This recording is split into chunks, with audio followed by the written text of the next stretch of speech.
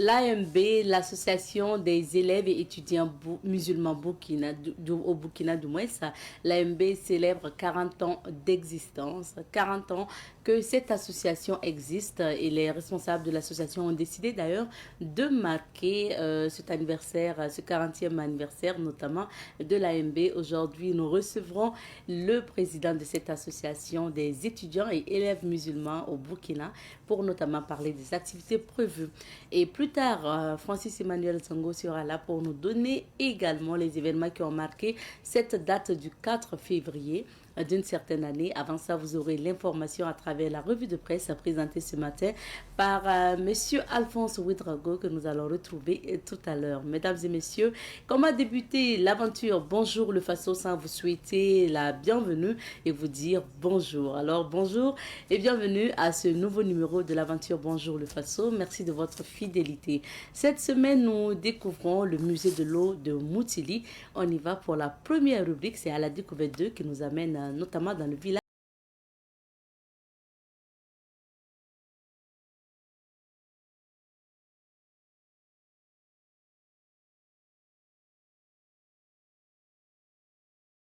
Nous déposons nos valises dans le village de Kwanda, plus précisément dans le quartier Moutili, où est situé le musée de l'eau de Moutili. Le musée de l'eau est l'œuvre du sociologue de formation, M. Alassane Samoura, qui est d'ailleurs le promoteur de ce musée-là. On va poursuivre en l'écoutant. C'est dans la rubrique à la découverte 2 et c'est à travers le témoignage du jour. Actuellement, nous sommes au niveau d'un puits sur lequel nous avons fait des messages. Et le premier message, c'est que le puits, la grenouille et les femmes. La grenouille dit que c'est au fond du puits qu'elle entend et écoute les nouvelles du village tout le matin par les voix des femmes. Quel commentaire! En fait, le puits, c'est le lieu de rencontre, de socialisation, de courtoisie, d'éveil, de solidarité entre les femmes. Et tôt le matin, c'est 3 heures du matin quand le coq se réveille et qu'il vient et que les femmes commencent à aller chercher de l'eau. Alors, les commentaires qu'on peut retenir au niveau du puits, c'est que les femmes, dans un premier temps, elles se disent les bonnes nouvelles, elles se disent les mauvaises nouvelles, mais elles se font aussi des rêves. Parce qu'au niveau du puits, elles peuvent décider de faire certaines actions de développement endogènes qui les concernent elles-mêmes. Donc c'est là-bas que tout se décide au niveau du village. Le puits est un lieu de rencontre, de socialisation, de partage et d'éveil de la population. Alors donc on a essayé de montrer ça, mais aussi on essaie de montrer toute l'évolution technologique, toute la chronologie des ustensiles d'exor de l'eau. On a commencé avec des pots de chèvre au tout départ pour le transport, le stockage de l'eau. Par exemple, cette puisette que vous voyez est à base de peau de bœuf. Et elle peut aller jusqu'à des profondeurs de 60 à 120 mètres dans le puits. Mais elle peut prendre aussi jusqu'à 60 à 70 litres. Parce que c'est comme c'est une peau avec l'eau, elle s'étanche et elle s'agrandit. Alors vous voyez, c'est vraiment la fabrication traditionnelle. C'est fait par des forgerons, des artisans locaux, mais qui montre aussi toute la pénibilité que les femmes vont chercher de l'eau. Alors, après, on a d'autres types de puisettes, qui sont des puisettes à base de chambre à air, qui sont venues avec, j'allais dire, la période coloniale, où lorsque les véhicules ont fait leur apparition. Et cette puisette va toujours avec ce qu'on appelle le hameçon. En Djoula, on l'appelle suruku, en Moré, on l'appelle le yarga. C'est ce qui va permettre donc d'aller repêcher la puisette lorsqu'elle tombe dans le puits. Ensuite, on a d'autres types de puisettes qu'on a essayé de montrer. Là, on est sur des bidons maintenant sur tout le territoire national et même toute la sous-région de l'Afrique. Les gens ne font qu'utiliser des bidons d'huile de récupération. Et ça, c'est extrêmement dangereux parce que ce sont des matériaux non biodégradables et qui vont polluer notre environnement. Il faut qu'on fasse très attention. Et ça, c'est des cris de cœur aussi que le musée lance pour ces genres de questions de pollution de l'environnement auxquelles souvent on ne prend pas conscience. Et cette pomme que vous voyez, ça s'appelle la pomme Brio. La pomme Brio est une pomme française qui a été inventée en 1932. Donc ça veut dire qu'elle a pratiquement 90 ans aujourd'hui. Et c'est l'Église catholique qui a introduit cette pomme dans les paroisses en son temps. dans sa mission, sociale, l'Église aussi avait aidé à approvisionner les populations en eau potable. Donc cette pompe, c'est une pompe qui est venue de l'Europe, de la France plus précisément. C'est la plus ancienne des pompes. Bon, malheureusement, toutes ces pompes actuellement ne fonctionnent plus. On n'a que quelques pompes India volontaires qu'on revoit, qui sont actuellement les pompes les plus prisées sur le territoire national. Nous travaillons aussi sur les robinets.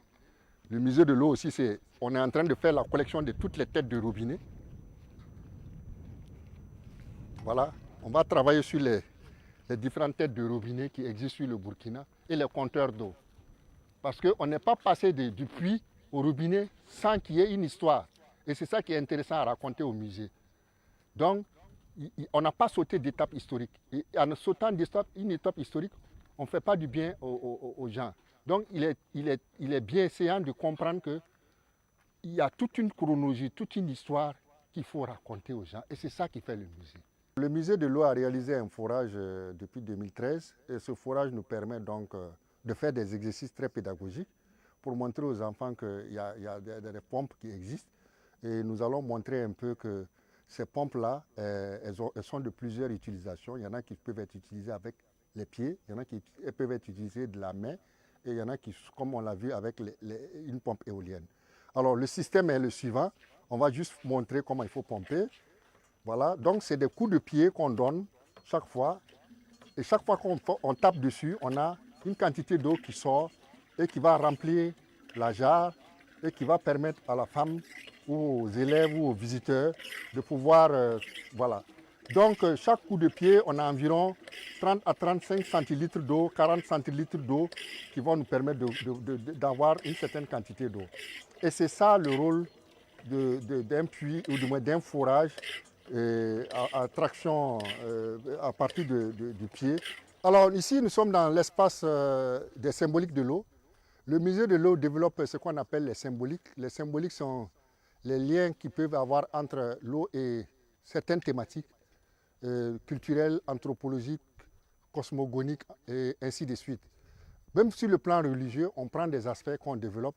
Par exemple, l'eau, symbole de déluge, l'eau, symbole d'accueil, l'eau, symbole de bénédiction et l'eau, symbole de réconciliation, parce que c'est ça. Les gens se réconcilient à partir de l'eau, parce que la réconciliation par l'eau, avec l'eau, est la meilleure des réconciliations, sur laquelle on ne revient plus jamais dessus. Le pardon, la réconciliation, la bénédiction sont des valeurs à partir desquelles l'eau peut accompagner pour que les choses se fassent en l'état réel sans qu'il y ait trop de tâches et sur lesquelles on ne revient plus dessus parce que c'est l'eau qui va faire cette pureté de lien entre les humains, l'au-delà et même les invisibles. Donc c'est tout ça qu'on développe au niveau du musée.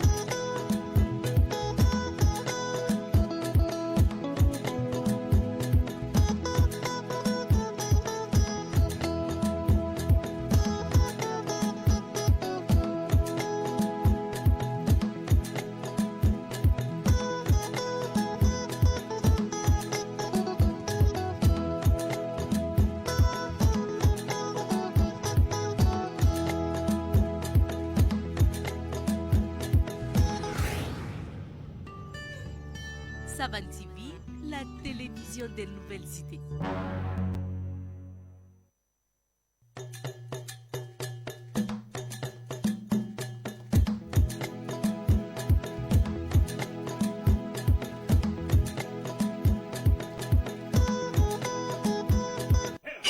Au Burkina Faso, il y a des champions et des championnes.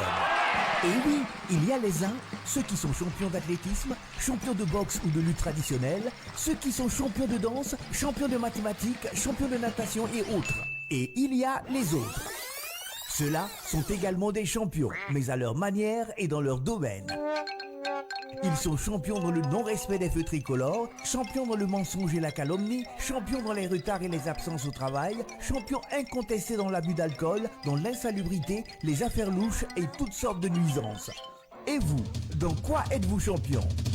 En attendant votre réponse, son Excellence Gérard nous amène à la découverte de ces champions d'un autre genre. Chaque jour sur Savane TV, allons à la découverte d'un nouveau champion dans son domaine de compétition.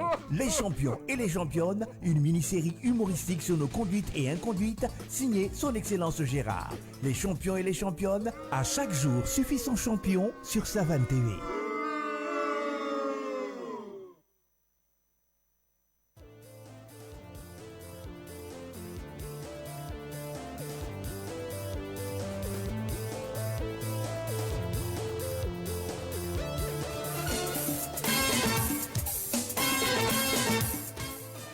Savane FM radio kanbagaw demsen faramo koroba ka anga tarata foli be aw bele jani sali some kuma kambari nya fe Lamine Guima Mansin kuna ambe foli blaka. Savane FM 103.4, la radio des nouvelles idées. Et de retour sur ce plateau pour découvrir l'actualité nationale et internationale. On va lire les journaux.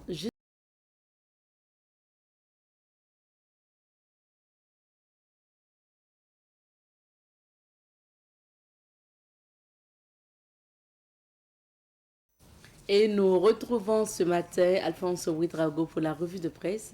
Bonjour Alphonse. Bonjour à toi Madame Nikema, bonjour à toutes et à tous. On va découvrir les titres d'abord. Et commençons avec ce quotidien bobolais, l'Express du Faso à sa une. Ce matin, on peut lire coopération dans le domaine du coton. L'ambassadeur de l'Inde s'imprègne du fonctionnement de Bobo 3, écrit donc l'Express du Faso. Toujours avec ce quotidien, assemblée annuelle des services du budget, des recommandations pertinentes attendues pour les collectivités territoriales. Autant le dit dans cette rubrique, le journal écrit éliminer des dirigeants africains indésirables, d'autres naîtront. Avertit donc le journal dans cette rubrique. Contrat d'objectif 99,09% de réalisation pour la justice. Pendant ce temps, le ministère de la Famille et de la Solidarité nationale enregistre 89,44%. Un autre ministère, celui donc de la sécurité, enregistre un taux global de 95,30%. Région de Guérico toujours. La Sonature mène une croisade pour l'acquisition foncière. Le journal Le Pays, dans sa parution du jour, nous parle donc de la rentrée annuelle de la Direction générale des impôts et nous dit ceci: plus de 1790 milliards de francs CFA mobilisés en 2025.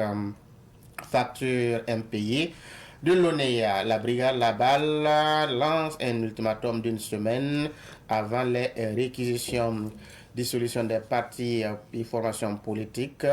Le ministère en charge de l'administration appelle au respect de la mesure. Cannes 2025, la réponse officielle du Maroc aux sanctions de la CAF.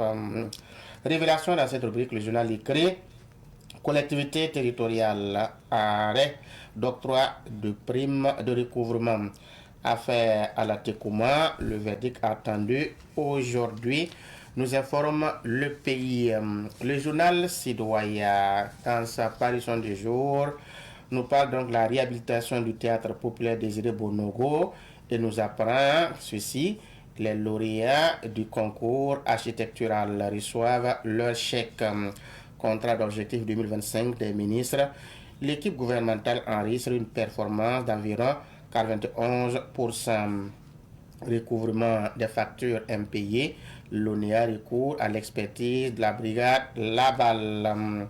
Région du Guérico, les corps constitués invités à être de véritables serviteurs du peuple. Rentrée fiscale 2026, fait de la facture électronique certifiée, un levier de la construction de la nation. Nous informe donc citoyens. Attaque terroriste à Niamey. Moscou condamne fermement et entend continuer sa coopération avec l'AES. Le journal Le Quotidien, dans sa parution du jour, on peut lire ceci. Facture d'eau impayée, l'ONEA et la brigade Laval lancent un ultimatum d'une semaine aux mauvais payeurs. Dissolution des partis politiques. Nous pensons que la décision a beaucoup tardé. Foi de Lionel Fabrice Bonkongo. Évaluation du contrat d'objectif 2025. 89,09% pour le ministre de la Justice et un bilan de 89,44% pour Passouende Pélagique Kabouré. Et le ministre de la Santé affiche donc un taux d'exécution de 84%. Le ministre celui donc de l'Agriculture, Ismaël Sombier, réalise un taux de 95,43%. Terminons avec l'Observateur Palga. L'Observateur Palga, à sa une ce matin, on peut lire grand entretien. Ça tourne avec Gustave Sorgho. Facture impayée de l'ONEA, à la caisse ou à la balle, il faut choisir. Ramadan et Carême, mise à jambe avec le jeûne intermittent. CSC, des tradis praticiens consultent le président. Cannes féminine 2026, comme un amoureux député, le Maroc fera-t-il faux bon, s'interroge le journal. Merci beaucoup Alphonse pour ces différents titres. On revient sur quelques sujets d'actualité et comme pour reprendre donc le titre de l'Observateur Palga, pour ce qui concerne les factures impayées de l'ONEA à la caisse ou à la balle, il faut choisir. C'est ce que l'Obs a titré ce matin. Oui, le titre est donc l'Observateur Palga. Et alors, disons que aujourd'hui, les mauvais payeurs sont entre le marteau et l'enclume. Soit vous payez ou vous irez au niveau de la brigade Laval. Depuis hier en fin de soirée, on a eu les informations disant que à la suite donc d'une conférence de presse organisée conjointement, la brigade Laval était là, l'ONEA aussi, les responsables étaient là. Alors l'information capitale est on s'est rendu compte que l'ONEA a un trou lié donc au mauvais payeur. Un trou de 35 milliards de francs CFA, c'est énorme pour une structure comme l'ONEA. C'est donc un fonds énorme qu'il va falloir donc recouvrer. Et je pense que c'est cette volonté qui a mené les deux entités à vouloir collaborer pour véritablement recouvrer ce fonds-là. Ceci dit, il faut noter que l'information capitale est que il y a des gens qui ont des factures à coût, en tout cas, de millions, même si on n'a pas dit que ceux qui sont concernés sont ceux-là qui ont des factures de tant de francs à tant de francs. On n'a pas dit ça. Ils n'ont pas donné de fourchette. Ils n'ont pas donné de fourchette. Mais on parle de ceux qui ont des sommes colossales. Ben, il n'y a pas de précision en tant que telle. Est-ce qu'on parle des entreprises qui consomment beaucoup d'eau, qui ne payent pas? Est-ce qu'on parle des particuliers qui consomment beaucoup d'eau, qui ne payent pas? En tout cas, le commandant de la brigade là-bas a affirmé cela, que ce soit le prix des particuliers, des entreprises. Et partout, on se rend compte qu'il y a des gens qui ont donc des factures.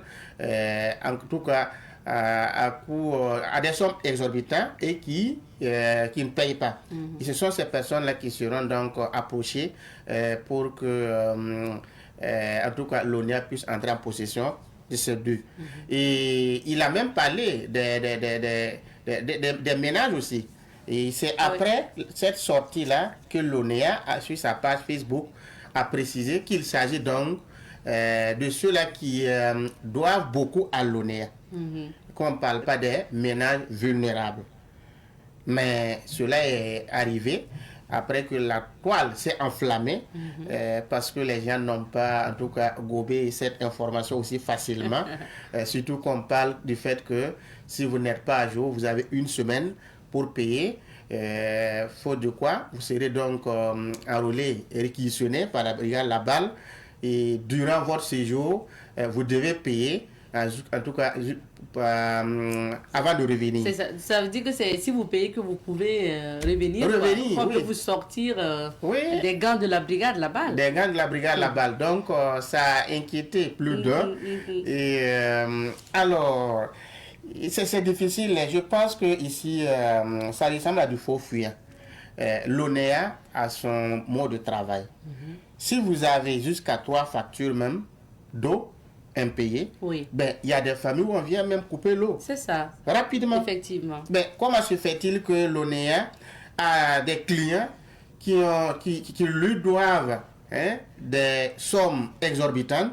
On a vu leur liste. Et qu'un mécanisme n'est pas développé. C'est des millions. Oui, c'est des millions. Pour certaines personnes. Oui, pour recouvrer en tout cas cet argent-là. Je pense que il y a un faux fuyant ici.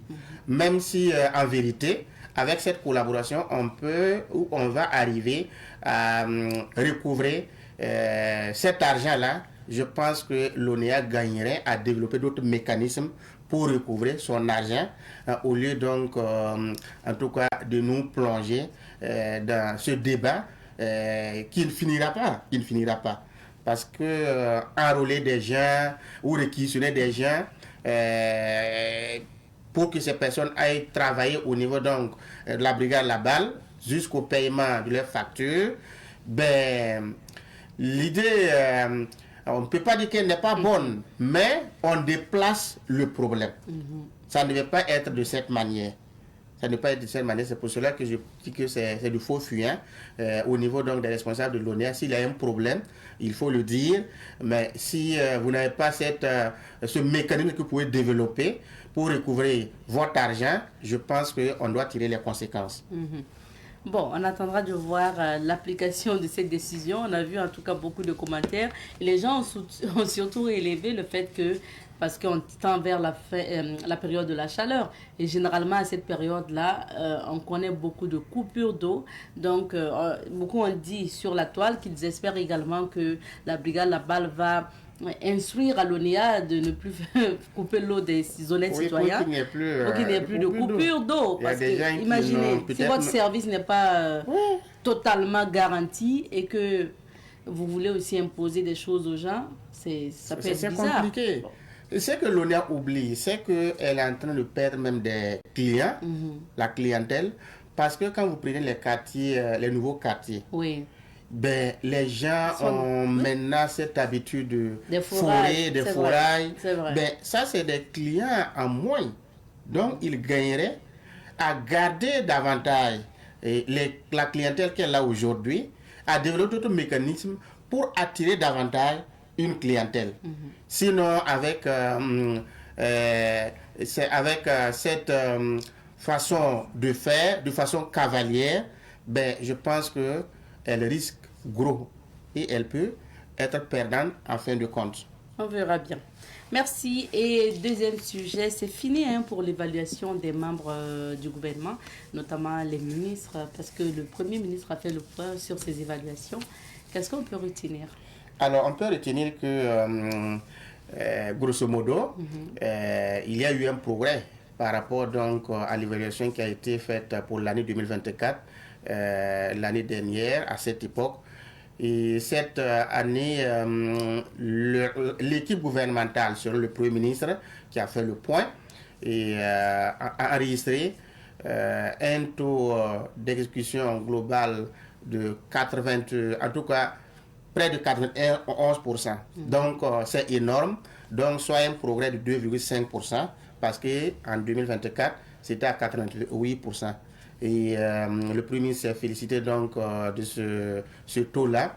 Et cela témoigne donc de l'effort et de l'engagement de tous les membres du gouvernement pour engager ce résultat.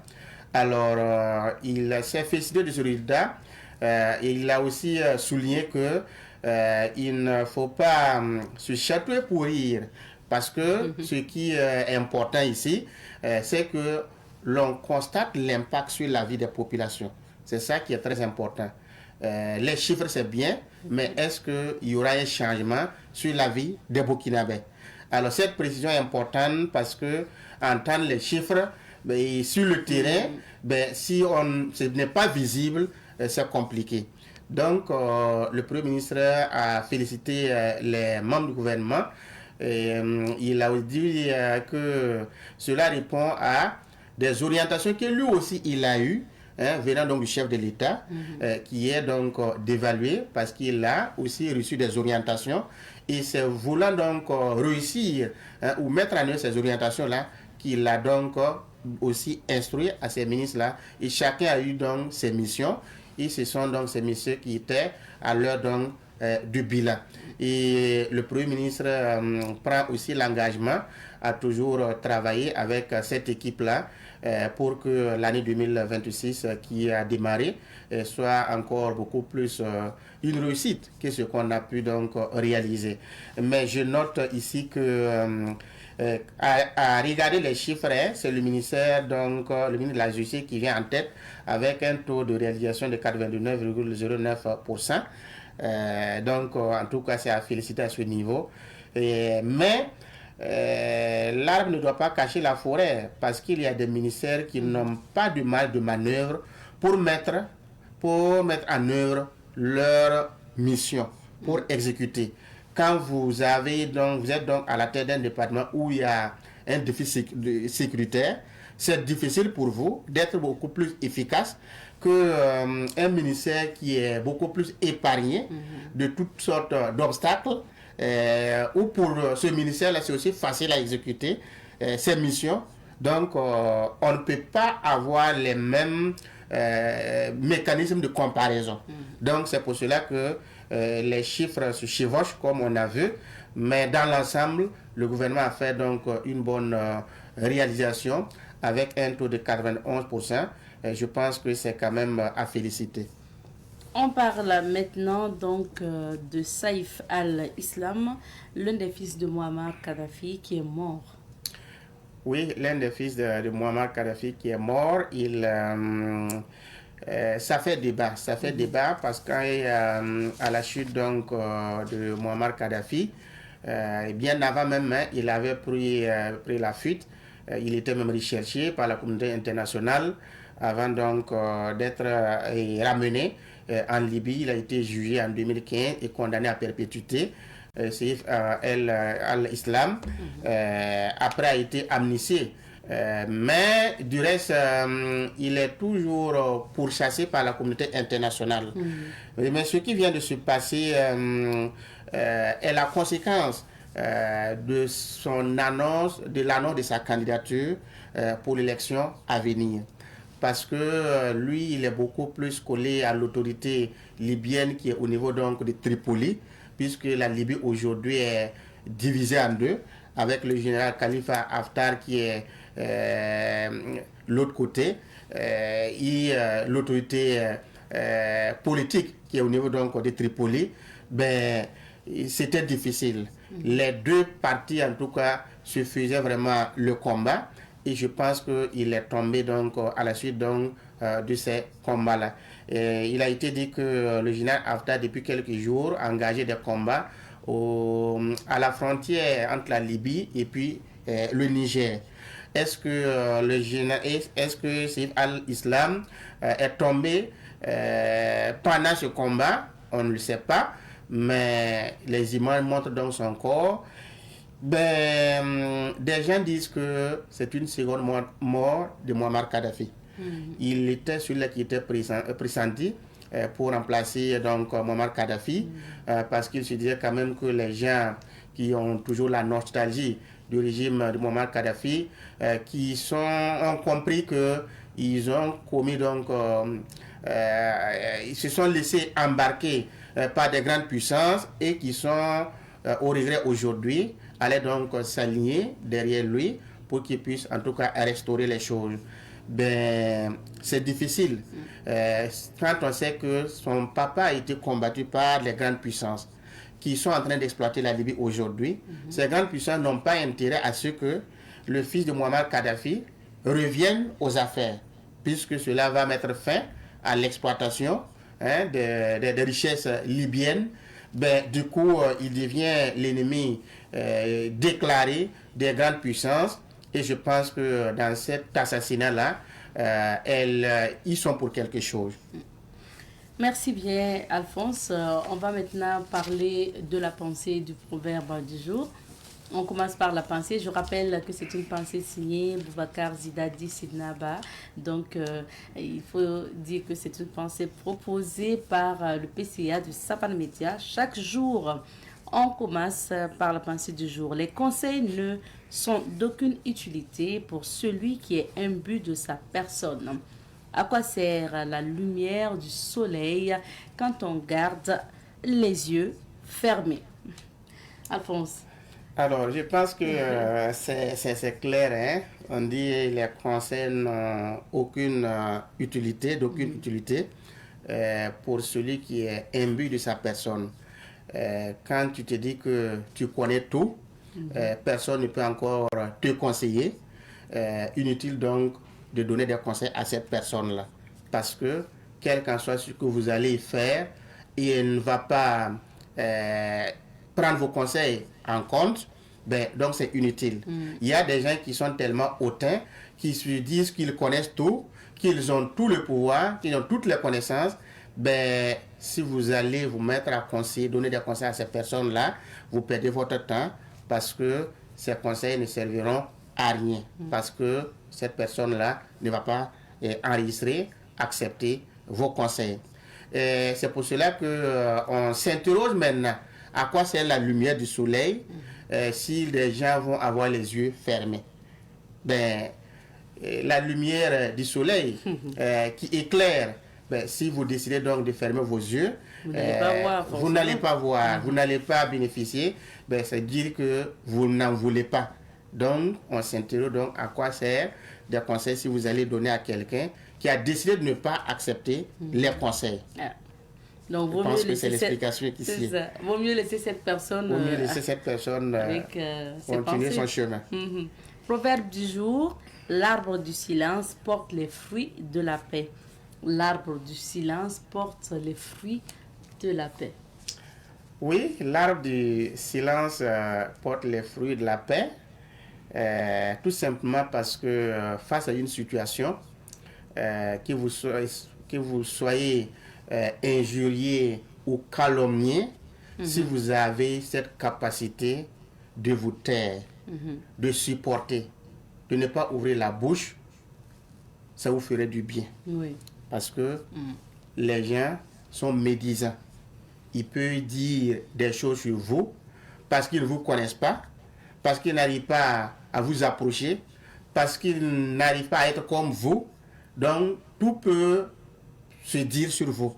Mais s'il arrive que malgré tout, vous avez cette capacité-là à tout accepter, à tout encaisser et de vous taire, c'est-à-dire ces critiques et autres-là vont mourir de leur belle mort.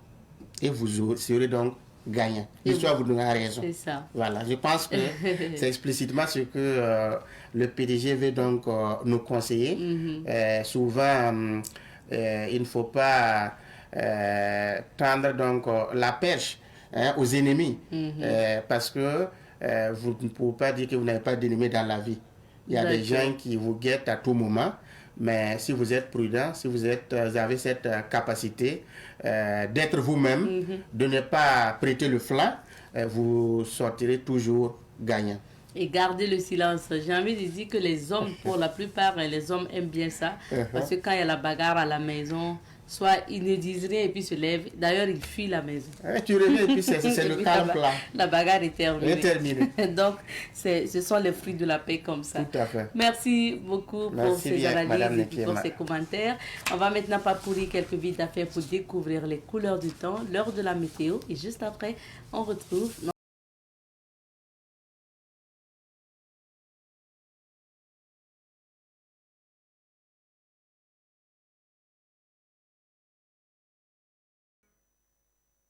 La société IP+, vous offre la météo des affaires.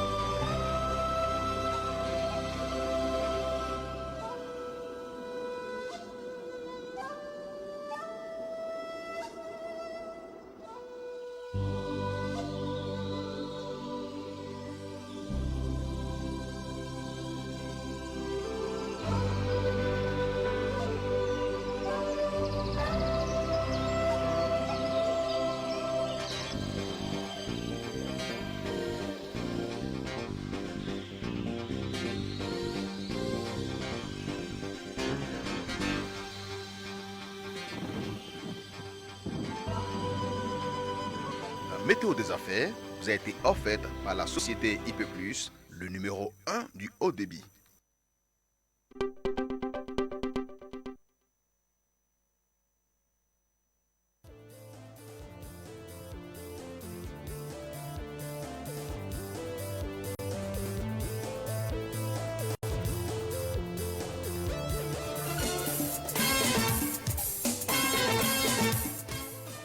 Savan FM radio kanbagaw demsen fara mɔgɔkɔrɔba ka an ka tarata foli bɛ aw bɛɛ lajɛlen Salisu me kumakan bari ɲɛfɛ Lamine Gigima mansin kunna an bɛ foli bila ka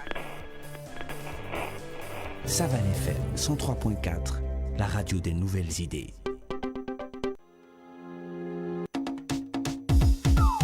Les champions et les championnes.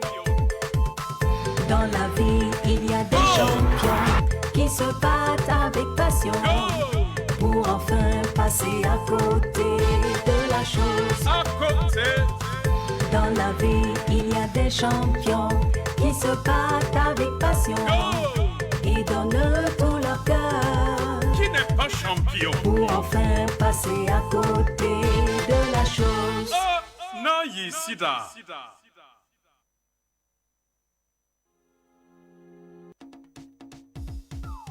Les champions et les championnes. Dans la vie, il y a des champions qui se battent avec passion pour enfin passer à côté de la chose. À côté. Dans la vie, il y a des champions. Ciré, ciré, ciré, ciré, ciré, ciré, ciré,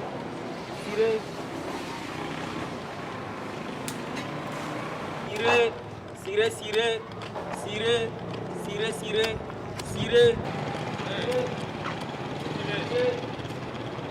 Ça va bien? Ah. Ciré, Mais ciré? oui.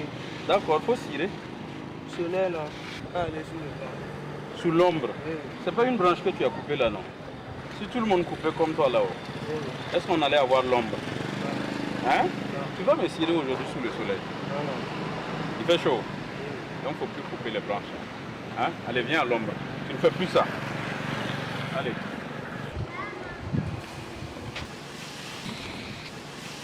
Voilà, il faut cirer.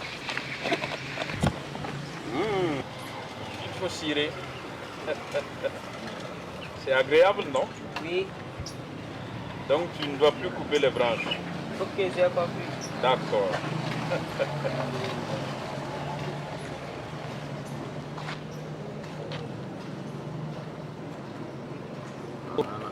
Fo farko sabon la nan di kala min turu ba benda.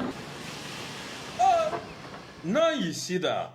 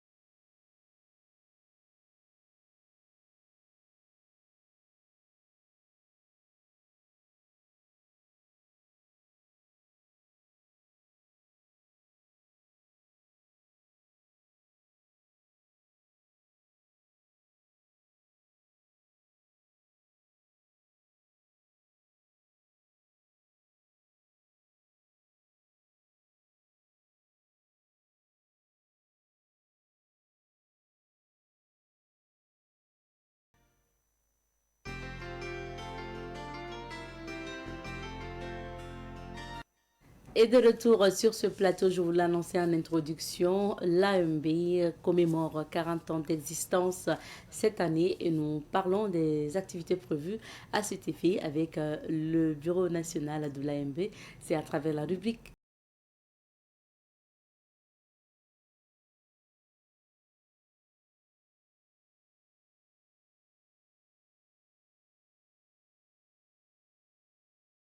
Nous recevons ce matin M. Sada Kaboré, président de l'AMB.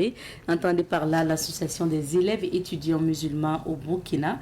Bonjour à vous, M. Kaboré. Bonjour, madame. Bienvenue sur ce plateau. Merci beaucoup, madame. Merci d'être là. Merci. Vous êtes venu accompagné de M. Lassane Bari, qui est donc le secrétaire à la planification et à l'organisation adjoint du Bureau national de l'AMB. Bonjour. Bonjour madame. Bienvenue. Oui, merci bien. Merci à tous les deux d'être sur ce plateau pour nous faire découvrir encore plus l'AMB et surtout parler des activités commémoratives du 40e anniversaire. On va d'abord prendre vos expériences personnelles. Vous, personnellement, président, vous intégrez l'AMB en quelle année et quelle classe? Et ça a été quoi votre évolution pour qu'aujourd'hui vous puissiez être à la tête de cette association des élèves et étudiants musulmans? Merci beaucoup, madame, pour cette opportunité que vous nous donnez de nous exprimer sur les zones de Savane Média, grand groupe Savane Média. Permettez-moi, avant tout propos, de rendre grâce à Dieu qui nous permet de vous retrouver ici et dire aussi un grand merci au groupe Savane Média pour tout ce que vous faites pour la régularisation de l'information au Burkina Faso, tout ce que vous faites pour informer les populations, pour conscientiser les populations. Nous vous suivons très bien et nous vous remercions pour tout ce que vous faites. Nous implorons le bon Dieu de vous accompagner, d'assister le personnel, mais aussi de faire grandir ce média qui fait la fierté de tout Burkinabé qui le suit. Et merci particulier au patron, Elas Sidnaba, que nous avons beaucoup connu, surtout de notre génération, c'est avec Elas Kanajé, qui est un pionnier de l'islam au Burkina, qu'il est lieu de demander à Dieu de lui rendre vraiment hommage, de lui pardonner. Moi, personnellement, AMB avec moi, c'est en 2014, j'ai découvert l'AMB au lycée municipal de Poutenga. Et vous étiez en quelle classe? J'étais en seconde. En seconde, en 2014. En 2014. Voilà. Et donc, vous découvrez l'AMB, vous militez donc, depuis Poutenga? Depuis Poutenga.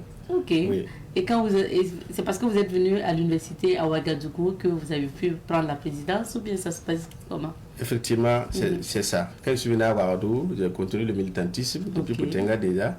L'AMB est structurée et il y a des organes partout, même dans les lycées, il y a des organes déjà. Oui. J'ai d'abord été même chargé de l'organisation au niveau de ma section. Et après ça, j'ai occupé le poste de secrétaire général de ma section au lycée municipal de Poutenga, avant d'évoluer vers l'université, où j'ai occupé beaucoup de responsabilités au niveau de l'université.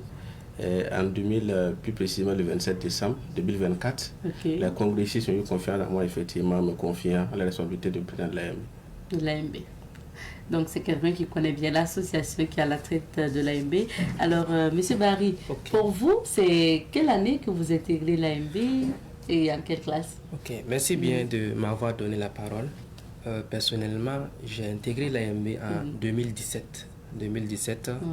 En ce temps, on était au lycée Marienne Gouabi de Ouagadougou, en classe de 5e. Ah oui, donc vous avez intégré très tôt. Hein? Bon, on peut dire cela.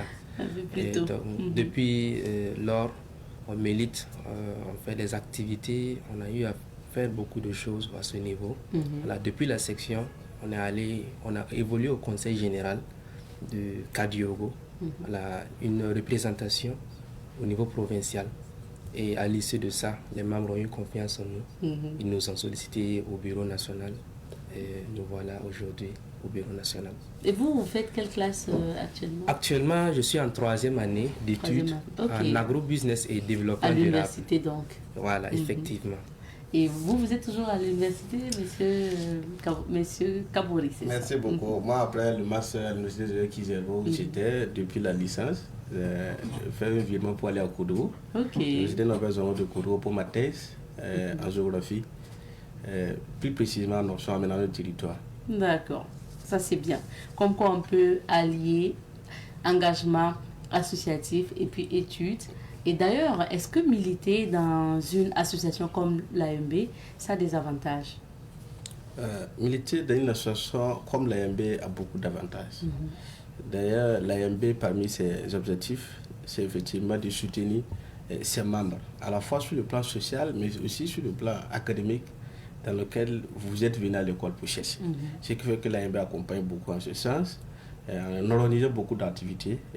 Depuis déjà dans les lycées, l'AMB fait des cours de remise à niveau pour aider souvent les élèves, puis aller suivre un cours, mais à la fin, tu te rends compte qu'on n'a pas compris. Les anciens de l'AMB reviennent pour vous appuyer, pour que vous maîtrisez bien les cours. L'AMB organise des retraites académiques.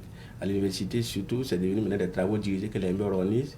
Et quand l'AMB ne fait pas de tiers dans une matière donnée, souvent les étudiants peuvent se plaindre que bon, c'est parce que l'AMB n'a pas fait par exemple des tiers dans telle matière qui fait que bon, je n'arrive pas à avoir la moyenne ou je n'ai pas pu exceller dans telle matière.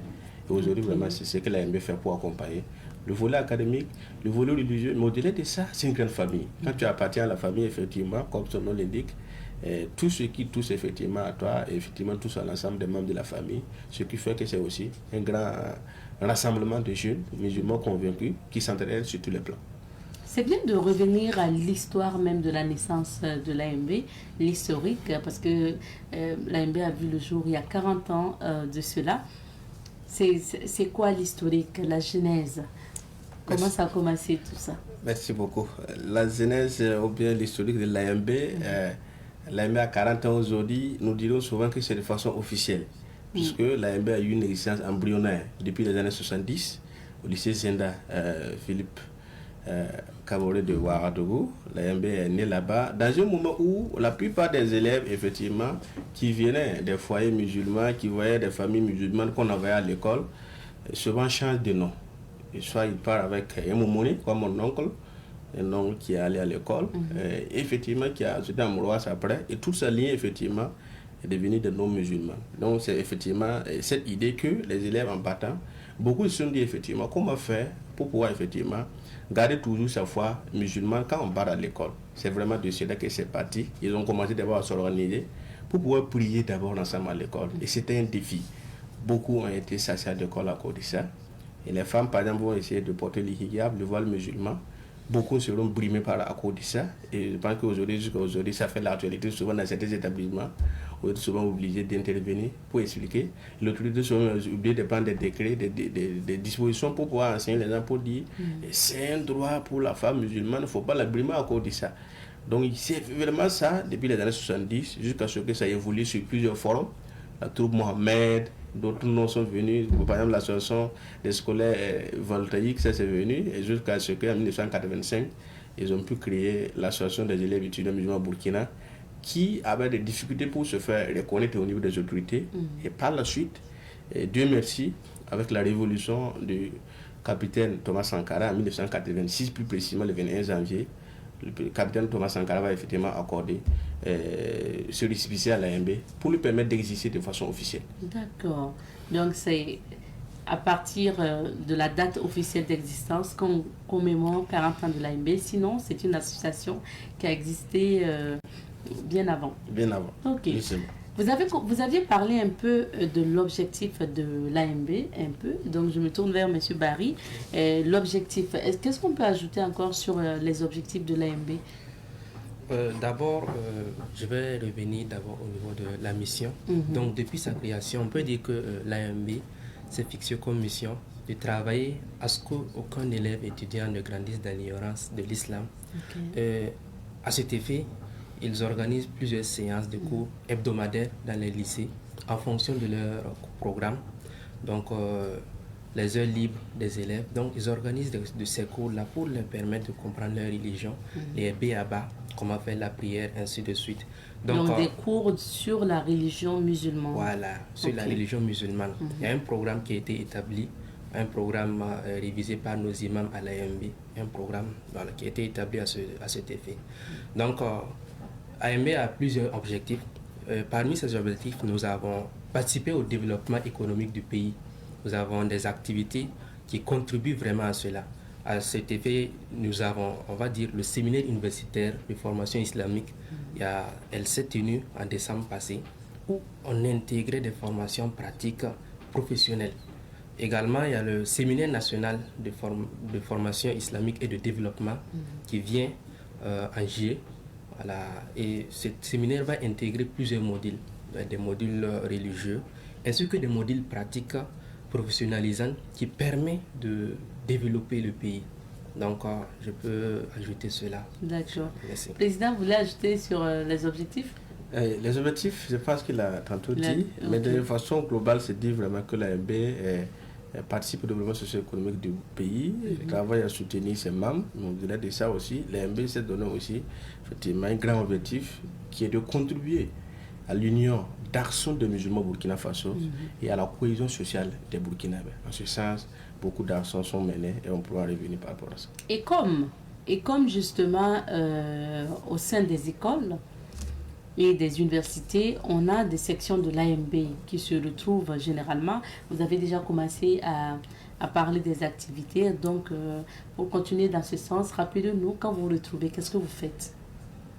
D'accord. Quand les AMB se retrouvent dans les écoles et universités, ils font des cours dont il a tantôt parlé. Il y a les cours d'instruction religieuse qui se fait.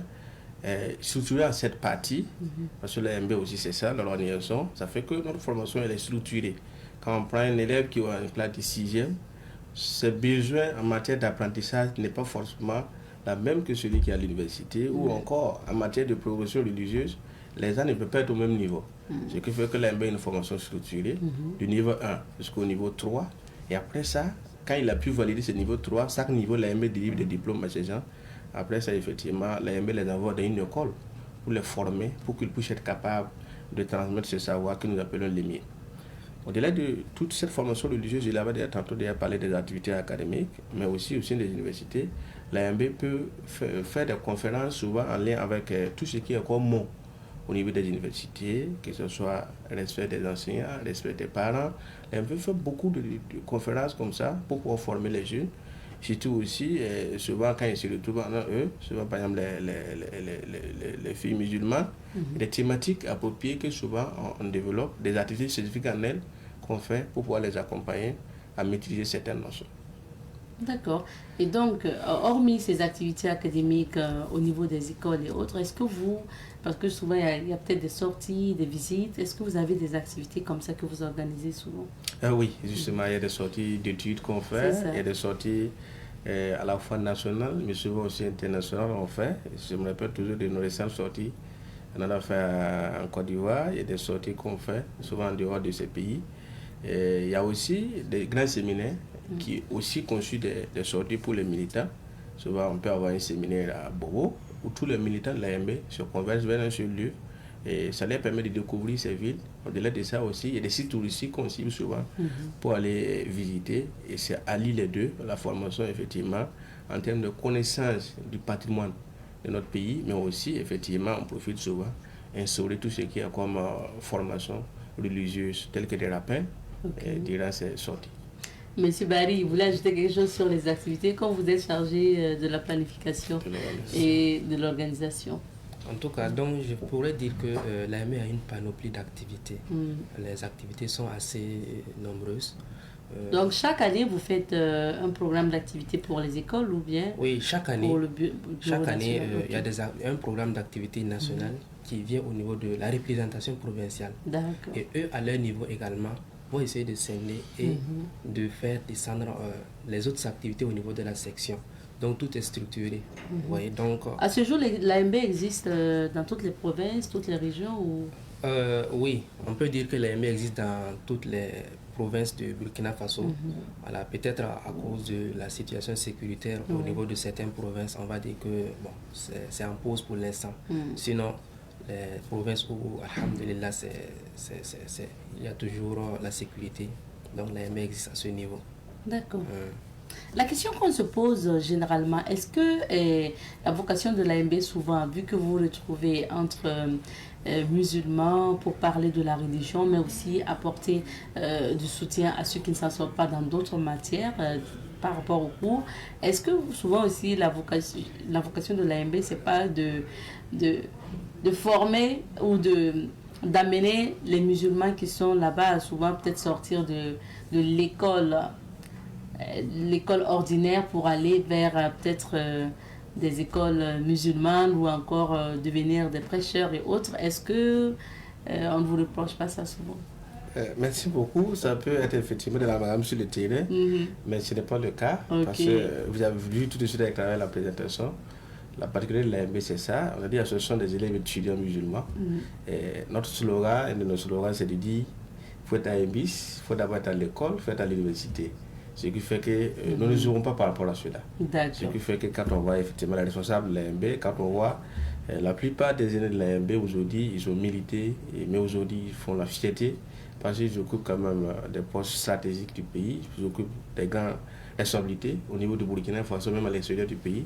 C'est parce qu'on combine les deux effectivement. C'est ça même qui installe en fait la confiance auprès des parents. Si effectivement, à tout début, quand un élève commence à militer, les parents vont s'inquiéter. Mais quand ils se rendent compte qu'à la fin, non seulement il est assidu à l'école, il donne de bons résultats à l'école, mais aussi il est efficace. Il amène même des choses de la religion que peut-être même le parent même ne connaissait pas. Effectivement, cela lui permet effectivement d'avoir de la crédibilité. Parce que quoi qu'on dise aussi, nous appartenons à une grande communauté où effectivement souvent l'accès à la langue arabe est compliqué, mais quand l'élève avec sa partie française arrive à lire des documents traduits, effectivement écouter des professeurs, écouter des encadreurs, il arrive effectivement à maîtriser certains aspects de la religion, il peut facilement expliquer que effectivement le papa ou la mamie qui a pris peut-être 20 ans, 30 ans dans la chose, peut souvent avoir des difficultés à expliquer au regard des difficultés d'accès à la langue arabe. D'accord. Monsieur Barry, rappelez-nous quelles sont les conditions pour être membre de l'AMB. D'abord, la première condition, c'est comme le président a dit, il faut d'abord être élève ou étudiant. Voilà, élève ou étudiant assidu en classe. Il faut également être travailleur. Donc, c'est la première condition sine qua non pour être membre de l'AMB. Parce que le reste, c'est militer et participer aux activités. Mais il faut être élève musulman, vous n'avez pas précisé musulman. Ça. Voilà, élève musulman, bien sûr. Comme le nom de l'association indique. Parlons maintenant de cet anniversaire que vous avez décidé de marquer, 40 ans d'existence. Pourquoi avoir décidé de commémorer le 40e anniversaire? Merci beaucoup. Nous avons décidé de commémorer ces 40 ans d'existence de l'AMB parce que 40 ans d'abord, c'est l'âge de la maturité. C'est l'âge effectivement où, à un certain moment de la vie, quand un être humain a 40 ans, ça lui montre quand même une certaine capacité, une certaine maturité en termes d'agissement. Donc effectivement, il est quand même important de s'arrêter pour pouvoir commémorer cela. Donc l'idée de ça aussi, une façon pour nous de s'arrêter et pouvoir être reconnaissant avec tous ceux qui ont soutenu l'AMB. Déjà, ça 40 ans, il a fait le bilan du parcours fait par notre structure et aussi effectivement réfléchir et voir quelles peuvent être les nouvelles défis qui se présentent dans l'AMB aujourd'hui et quelles sont les perspectives que nous pouvons effectivement poser, élaborer pour effectivement projeter notre structure dans les 40 ans à venir. Donc, comment vous comptez marquer ça? Quelles sont les activités prévues? D'accord, pour les activités prévues, on a prévu effectivement des activités allant sur pratiquement 3 volets. D'abord, sur le plan spirituel, il y a des activités qui sont prévues pour nous aider non seulement à implorer le Seigneur pour notre AMB qui a 40 ans d'existence, lui dire merci, parce que le Coran nous enseigne par rapport à ça, quand Dieu vous fait grâce, il faut lui dire merci, il faut être reconnaissant. Mais au-delà de ça, implorer Allah aussi pour notre pays. Parce que l'AMB existe, parce qu'il y a un pays qui est en paix, qui est en sécurité, qui fait que nous arrivons à mener nos activités. Implorer Allah aussi pour le retour de la paix au Burkina Faso. Ce qui fait que le 27 février, plus précisément à 16h, les AMB partout au Burkina vont se réunir pour implorer Allah à travers la lecture du Saint-Coran. Ça va se faire ici à Ouagadougou, ça se fait partout. Où effectivement l'AMB est dans toutes les provinces pour implorer Allah pour l'AMB, pour notre pays. D'accord, donc ça c'est le volet spirituel. Monsieur Barry, vous pouvez ajouter sur les programmes d'activité parce que vous êtes chargé de l'organisation aussi. Je vais ajouter le volet social, notamment en mars, le 24 mars. Donc nous comptons organiser une journée nationale d'action citoyenne. Donc ça va consister à faire des demandes au niveau des dispensaires, des centres de santé, des lieux sociaux du pays et les AMBs vont se mobiliser, aller dans ces lieux, faire des salubrités, faire des actions sociales qui partent dans ce sens en fait. D'accord. Voilà, donc merci bien. Ok, donc pour rappeler, la commémoration, ça va aller de quand à quand? Parce que vous parlez de la date de février, ensuite de mars. Vous comptez collaborer durant, célébrer durant combien de temps? La commémoration du 40e de l'AMB a commencé. Ça a déjà commencé le 21 janvier. Ok, c'était une conférence de presse. Par une conférence de presse pour annoncer déjà effectivement que c'était la date commémorative, mais les dates vont se dérouler jusqu'au 27 décembre 2026 avec le congrès de l'AMB. Parce que l'AMB aussi, c'est la tenue régulière de ces instances, partout dans les organes de l'AMB, qu'elles soient au niveau national, au niveau déconcentré. Nous n'avons jamais eu un problème pour faire des renouvellements. Ça, c'est aussi un grand acquis, qu'il faut le dire avec force, parce que une structure 40 ans avec des renouvellements sans blocage, c'est quand même à féliciter. Nous, effectivement, nous disons que ça va finir avec le congrès, avec le renouvellement du bureau national. Ça veut dire que c'est une commémoration carrément d'une année. Effectivement. Ok. Et vos activités, généralement, que ce soit les prières, les rencontres, vous allez les tenir où? À Ouagadougou et dans quel lieu? D'accord. Les activités en fonction de l'envergure, effectivement, il y a des activités qui prennent l'envergure nationale, où effectivement, ça va se tenir dans plusieurs villes. On parlait tantôt de la journée citoyenne qui va se tenir le 24. Le 24, en fait, ce sera aussi le moment d'un grand rassemblement des MBIS partout, effectivement, dans toutes les provinces. Parce que du 21 au 26, les MBIS seront en séminaire dans toutes les provinces. On a dénombré 40 villes actuellement qui vont pouvoir les faire, ces séminaires, partout au Burkina. Mais au-delà de ça, des activités qui vont se passer à Ouagadougou, notamment par exemple le grand séminaire qui va rassembler 1500 personnes à Ouagadougou, dont on aura des participations nationales, mais aussi des gens qui vont venir de l'extérieur, notamment des pays où l'AMB collabore avec. L'OGMAO, surtout l'Organisation de la jeunesse musulmane en Afrique de l'Ouest, une structure qui est effectivement le fruit aussi du leadership de l'AMB, parce qu'elle a été créée au Burkina en 1993 à Ouroudara, sur le leadership de l'AMB. Tous les pays membres de cette organisation seraient invités à ce grand rendez-vous qui va se tenir du 18 au 26 juillet dans la ville de Ouagadougou. En dehors de ça, il y a d'autres activités qui seront effectivement faites aussi à l'intérieur du pays. Donc, comme vous l'avez dit, c'est une commémoration qui va aller vraiment durant toute l'année. Et ça veut dire qu'au fur et à mesure, on rappellera, pourquoi pas, donc, les activités.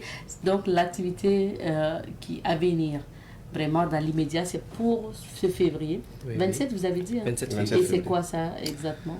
La journée nationale de lecture du Coran. De lecture du Coran, pour d'abord commencer par les remerciements à l'endroit d'Allah pour ce qu'il a fait pour l'AMB.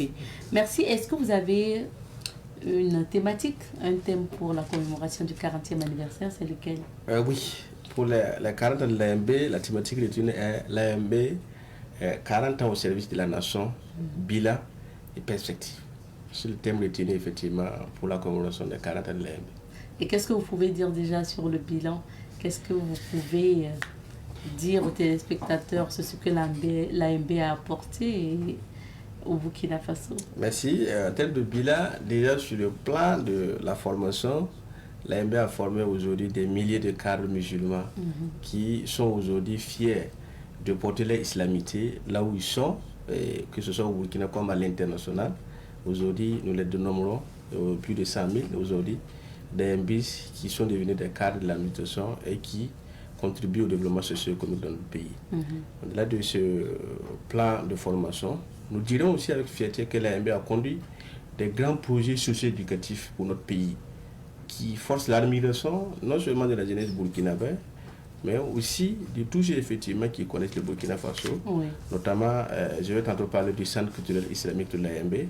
Ce bâtiment R+5 que l'AMB a construit à fond propre, il faut le dire, parce que nous n'avons pas eu finalement qui vient de l'extérieur pour le faire, même si souvent certains le pensent, mais c'est vraiment une cotisation interne qui l'a permis. Je me rappelle toujours quand on était à Poutine, comme on l'avait parlé tantôt, on envoyait chaque fois 200 francs chaque année pour faire construire ce siège. Mais on ne savait pas qu'un jour on allait venir effectivement être le premier responsable de cette structure où effectivement ce bâtiment va nous accueillir pour servir de siège.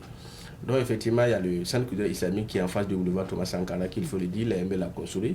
Dehors de ça, l'AMB a d'autres centres à travers le pays, notamment je vais parler du complexe scolaire de l'AMB, qui aujourd'hui existe depuis 2014. L'AMB a un centre de santé aussi, qui existe aussi, qui a plus de 11 ans d'existence. Donc aujourd'hui, le centre même envisage d'ouvrir un bloc opératoire pour pouvoir renforcer tout ce qui est comme aspect au niveau du centre, notamment la maternité qui fait un travail formidable. Il y a aussi les soins aujourd'hui qui sont effectivement des soins dédiés à des spécialités. Toutes les spécialités pratiquement aujourd'hui sur le centre de l'AMB, on peut rencontrer un spécialiste pour le faire. Et les médecins généralistes sont permanents actuellement. Il ne fait pas de consultation infirmière sur nous, c'est vraiment les médecins qui font la permanence, qui assurent la santé des populations en arrêt. Dehors de ça, l'AMB a encore un projet des centres à Bobo.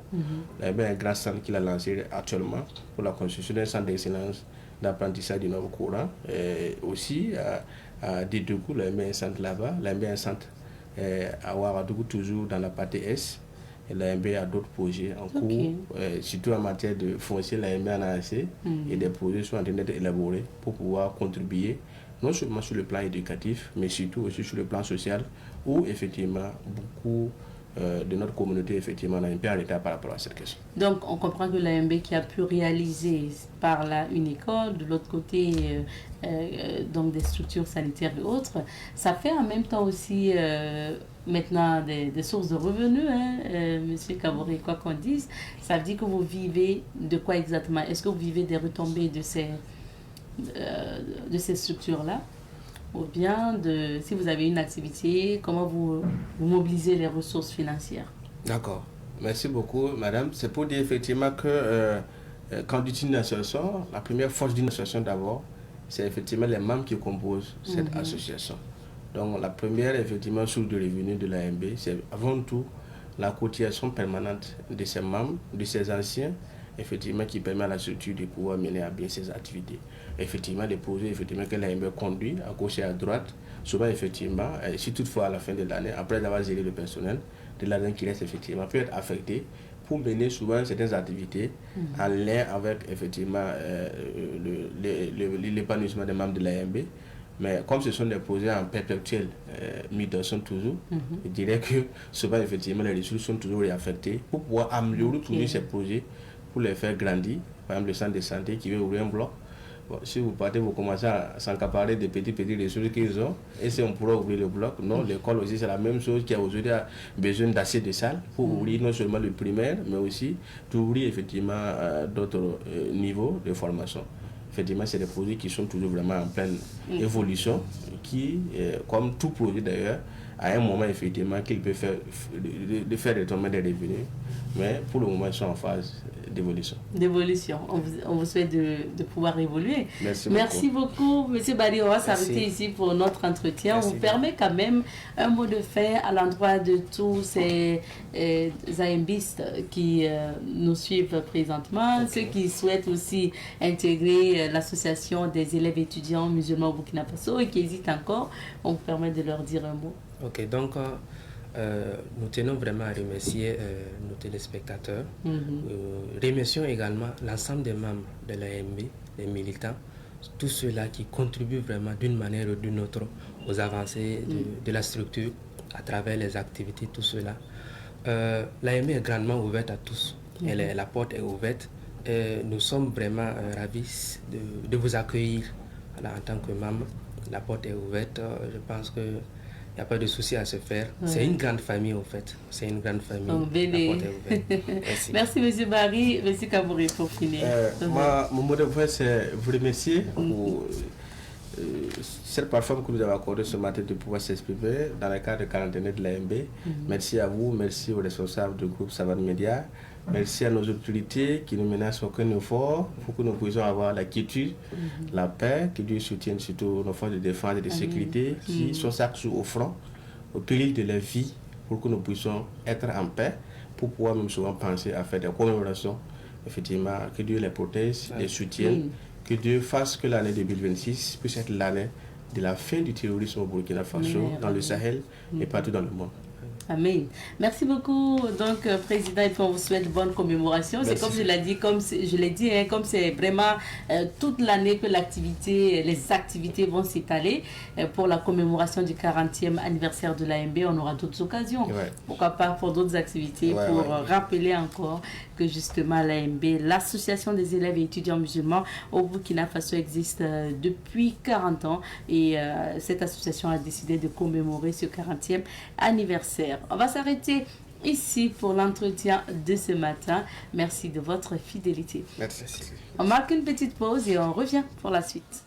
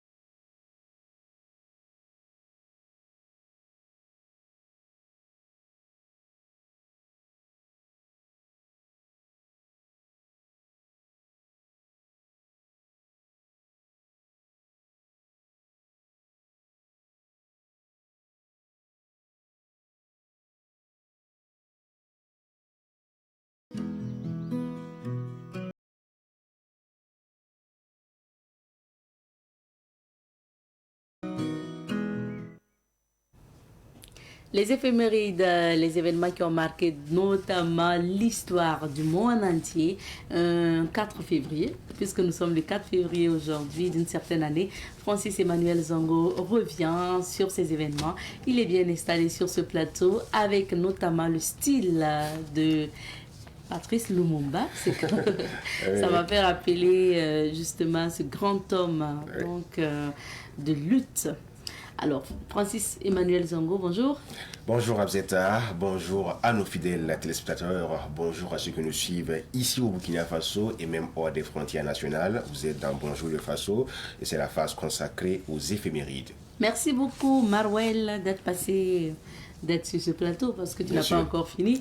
Et on débute donc les éphémérides avec le premier événement qui s'est déroulé le 4 février 1789, élection de George Washington comme premier président des États-Unis. C'est sûr, hein, on entend parler de ce monsieur-là, George Washington, premier président des États-Unis. Ce gars, il est venu au pouvoir le 4 février. C'était un 4 février 1789, George Washington. On entend souvent parler également de Washington DC.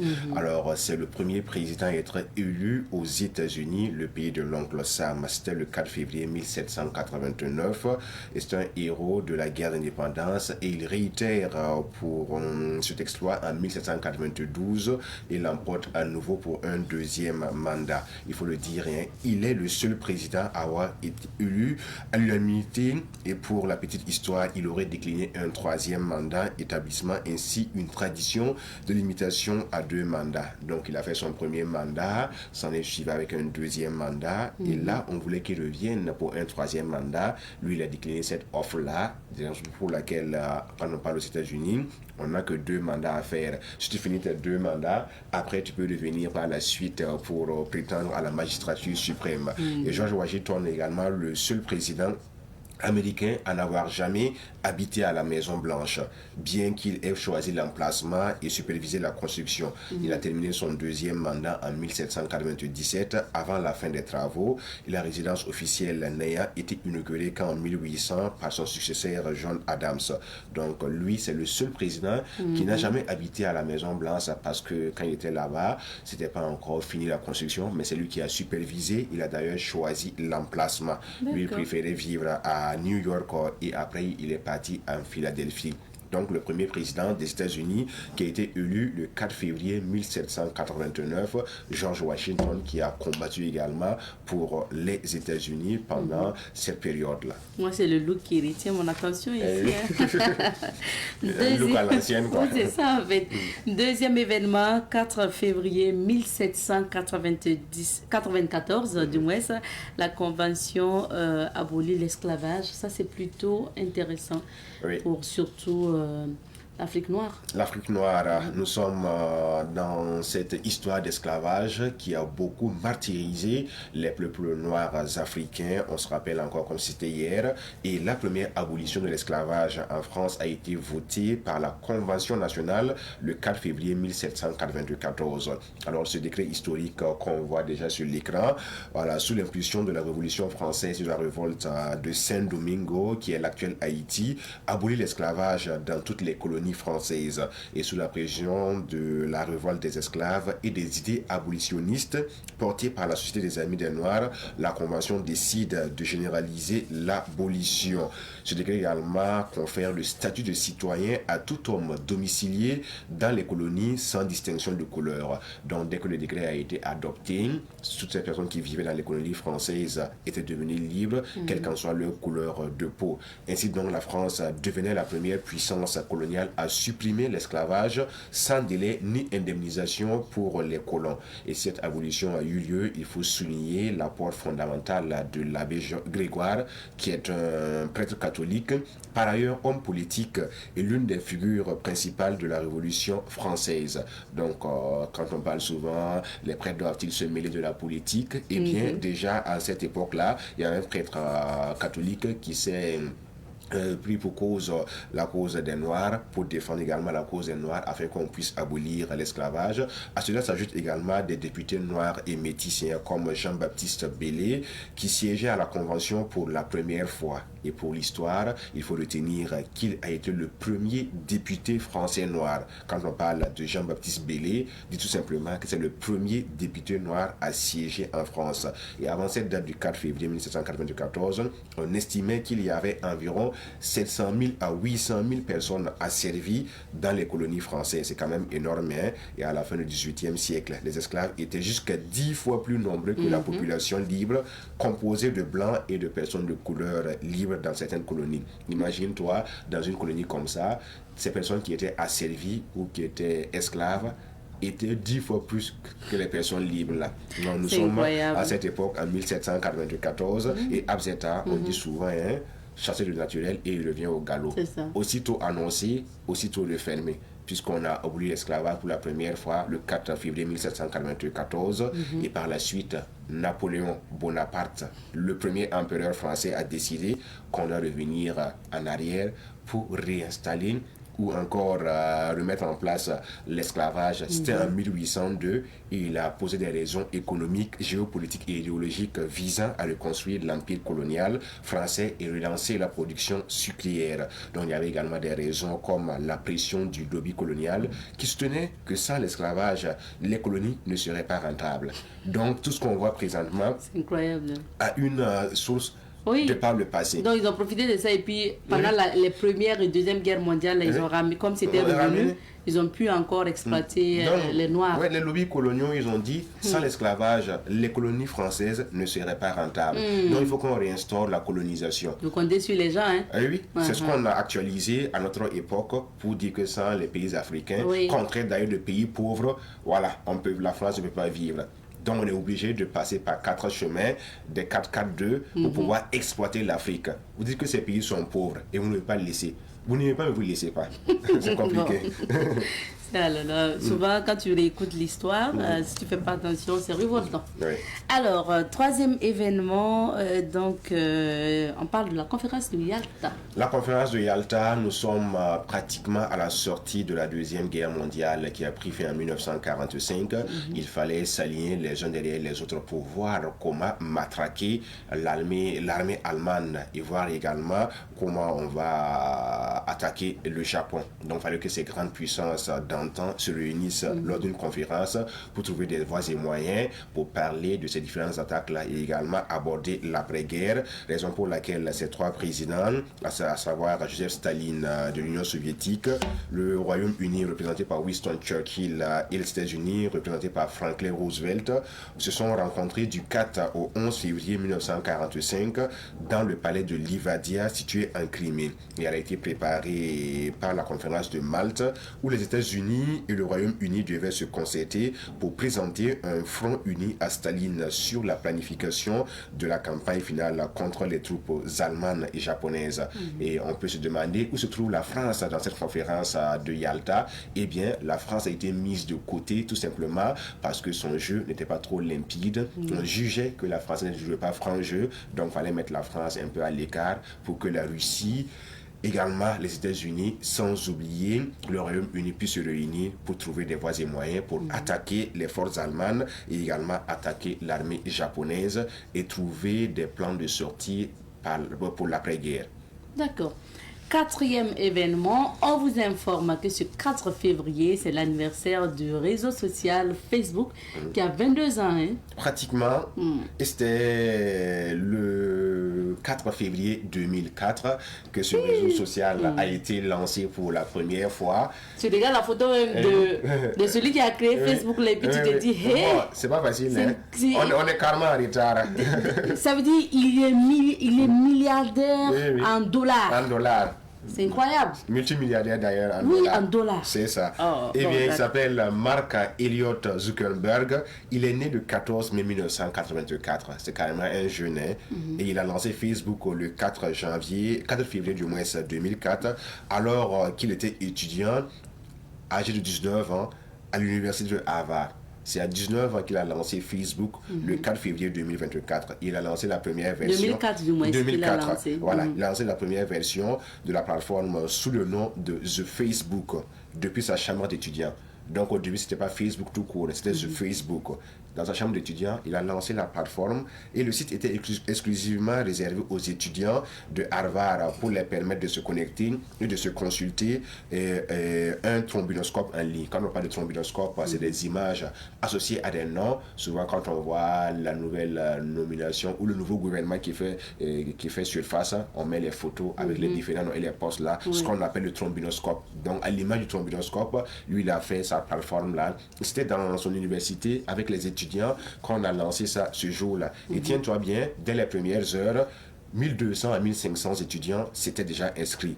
Et dans ce projet, Mark Zuckerberg, il faut le dire, il n'a pas été seul. Il s'est fait accompagner par certains de ses camarades, comme Eduardo Saverin, qui se basait sur l'aspect des finances, Dustin Moskovitch, qui était là pour la programmation, Henry McCollum, qui faisait le graphisme, en plus de Christ Hughes. Et dès le mois de mars 2004, le réseau s'est étendu à d'autres universités prestigieuses comme Stanford, Columbia et Yale. Et de Facebook à Facebook, la société a racheté le nom de domaine facebook.com pour $20,000 en 2005, supprimant ainsi le jeu là. Et aujourd'hui, nous parlons de Facebook qui fait partie du groupe Meta et compte plus de 3 milliards d'utilisateurs actifs mensuels à travers le monde. À chaque fois que vous serez sur le Meta, en train de surfer sur Facebook, pensez à Mark Elliott Zuckerberg qui est né bien sûr en 1984 et qui a mis en place Facebook à 19 ans. La question que je me pose et que je vous pose d'ailleurs. À 19 ans, que faisiez-vous? Qu'allez-vous faire à 19 ans? À 19 ans, que faisiez-vous? Et à 19 ans, qu'allez-vous faire, vous en tout cas, qui nous regardez? Nous voulons des Mark Zuckerberg ici. Je sais qu'il y a des génies. Toi, à 19 ans, tu étais où? À l'école? Bon, on voulait chercher le bac d'abord. C'est pareil, oh. À 19 ans, là, on était au mix de Goungé. Oui, on cherchait le bac. Mais bon, c'est comme ça. Mais lui aussi, il était à l'école, mais c'est surtout aussi de développer pendant qu'on est à l'école aussi, donc des idées comme ça. En tout cas, chaque jour, nous, on lui donne de l'argent. Ça, c'est surtout ce qu'on doit retenir.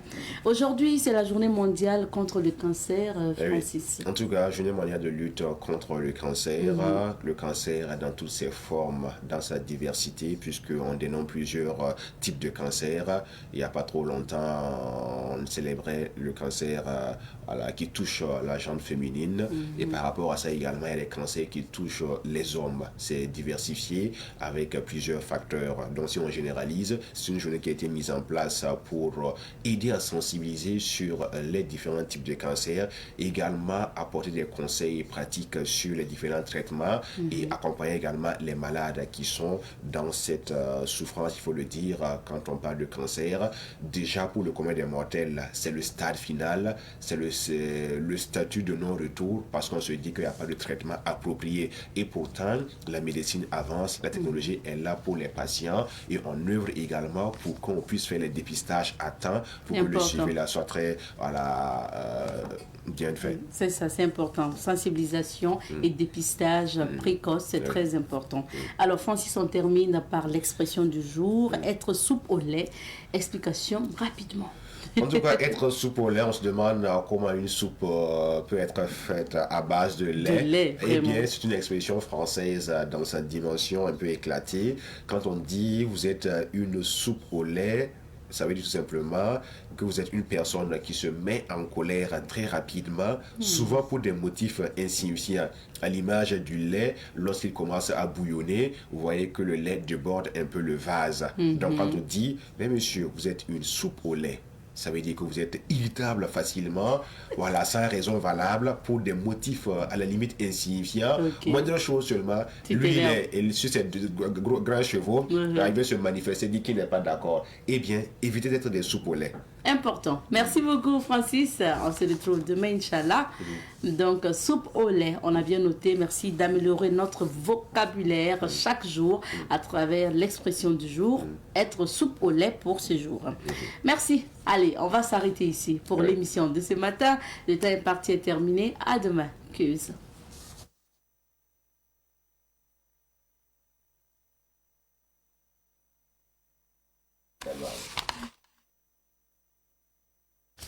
Et donc, on va permettre, bien sûr, à Francis de donner un exemple. Qui est-ce qui est ici à Savane qu'on pourrait dire qu'il est soupe au lait? Eh bien, à mon on dit, dites-moi un petit parent. Non, moi je vais taquiner Sibli. Sibli, c'est une soupe au lait. Donc tu veux dire que c'est un peu le monsieur va en guerre, quoi. Non, j'ai dit Sibli, c'est mon esclave. Ton esclave. Ok, là ça passe facilement. Voilà. Sinon, des soupes au lait, ça ne manque pas. Ça ne manque pas dans la maison. Dans la maison, et pas tout ailleurs d'ailleurs. Voilà, là où nous sommes, voilà, lorsque 2 personnes, 3 personnes se retrouvent, voilà, il y aura des gens qui seront posés, des gens qui vont s'irriter facilement. Et là également, c'est à ça désigne pas que la personne est mauvaise en soi, hein, mais c'est sa nature. C'est sa nature. L'utilité rapidement. C'est ça. Et sur le champ, la personne peut se rendre compte qu'elle t'a offensé. Bah oui. Et c'est le mea culpa ou encore le mea maxima culpa. C'est bon, Francis. Au revoir. À demain. Prenez soin de vous et prenez les membres de votre famille et de votre alentour, tout simplement. Allez, cuisse.